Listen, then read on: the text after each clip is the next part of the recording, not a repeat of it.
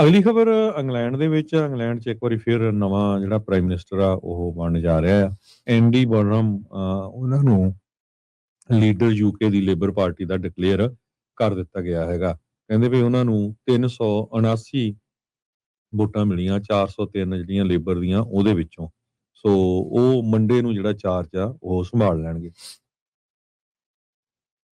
ਜੀ ਬਿਲਕੁਲ। ਸੋ ਇੰਗਲੈਂਡ ਦੇ ਵਿੱਚ ਕਾਫੀ ਜ਼ਿਆਦਾ ਪੋਲੀਟੀਕਲ ਅਨਰੈਸਟ ਇਸ ਟਾਈਮ ਚੱਲ ਰਹੀ ਹੈਗੀ ਆ। ਤੇ ਯੂਕੇ ਦੇ ਜਿਹੜੇ ਮੌਜੂਦਾ ਪ੍ਰਾਈਮ ਮਿਨਿਸਟਰ ਸੀਗੇ ਕੀਰ ਸਟਾਰਮਰ, ਉਹਨਾਂ ਨੂੰ ਅਸਤੀਫਾ ਜਿਹੜਾ ਉਹ ਦੇਣਾ ਪੈ ਗਿਆ ਸੀਗਾ। ਸੋ ਐਂਡੀ ਬਰਨਹੈਮ, ਕਿੰਗ ਆਫ ਦਾ ਨਾਰਥ ਕਹਿੰਦੇ ਇਸ ਨੂੰ ਆਖਿਆ ਜਿਹੜਾ ਹੋ ਜਾਂਦਾ ਆ।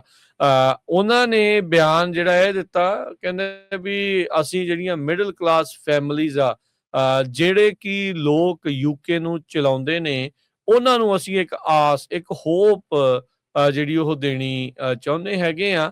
ਸੋ ਇਹ ਚੀਜ਼ਾਂ ਜਿਹੜੀਆਂ ਇਸ ਟਾਈਮ ਸਾਹਮਣੇ ਆਈਆਂ ਹੈਗੀਆਂ। ਸੋ ਐਂਡੀ ਬਰਨਹੈਮ ਉਹਨਾਂ ਨੇ ਹੁਣ ਯੂਕੇ ਦੇ ਜਿਹੜੀ ਪੋਲਿਟਿਕਸ ਆ ਉਹਨਾਂ ਨੂੰ ਲੀਡ ਜਿਹੜਾ ਉਹ ਕਰਨਾ ਆ। ਸੋ ਲੇਬਰ ਪਾਰਟੀ ਦੇ ਉੱਥੇ ਦੇ ਇਹ ਲੀਡਰ ਦੇ ਤੌਰ ਦੇ ਉੱਤੇ ਉੱਭਰ ਕੇ ਜਿਹੜੇ ਉਹ ਸਾਹਮਣੇ ਆਏ ਹੈਗੇ ਆ। ਸੋ ਇਹ ਹੁਣ ਕਿੱਦਾਂ ਦੀ ਭੂਮਿਕਾ ਨਿਭਾ ਸਕਣਗੇ, ਇਹ ਆਉਣ ਵਾਲੇ ਦਿਨਾਂ ਦੇ ਵਿੱਚ ਜਿਹੜਾ ਉਹ ਪਤਾ ਲੱਗੇਗਾ।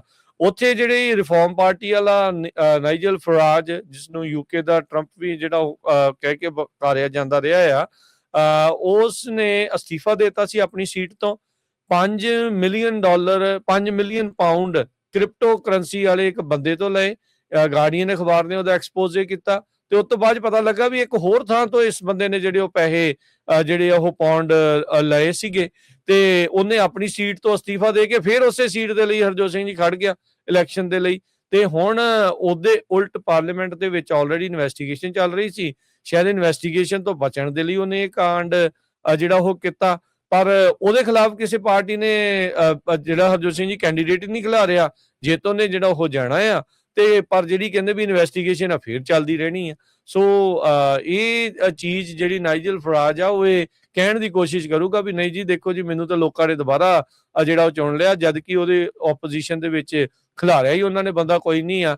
ਤੇ ਲੋਕ ਕਹਿ ਰਹੇ ਆ ਵੀ ਇਹ ਤਾਂ ਹੁਣ ਬਗੈਰ ਮਤਲਬ ਤੋਂ ਪਾਉਂਡ ਜਿਹੜੇ ਉਹ ਵੇਸਟ ਕਰਨ ਵਾਲੀ ਜਿਹੜੀ ਉਹ ਗੱਲ ਬਣੀ ਆ ਵੀ ਕਿਸ ਤਰੀਕੇ ਦੇ ਨਾਲ ਜਿਹੜਾ ਹੋਇਆ ਆ। ਪਰ ਯੂਕੇ ਦੇ ਜਿਹੜੇ ਹੁਣ ਨਵੇਂ ਪ੍ਰਾਈਮ ਮਿਨਿਸਟਰ ਆ, ਇਹ ਹੁਣ ਦੇਖਦੇ ਆ ਵੀ ਕਿਸ ਤਰੀਕੇ ਦੇ ਨਾਲ ਇੰਗਲੈਂਡ ਨੂੰ ਕੋਈ ਪੈਰਵਾਈ ਆ ਯੂਕੇ ਨੂੰ ਜਿਹੜੀ ਉਹ ਦੇ ਸਕਦੇ ਆ ਜਾਂ ਨਹੀਂ।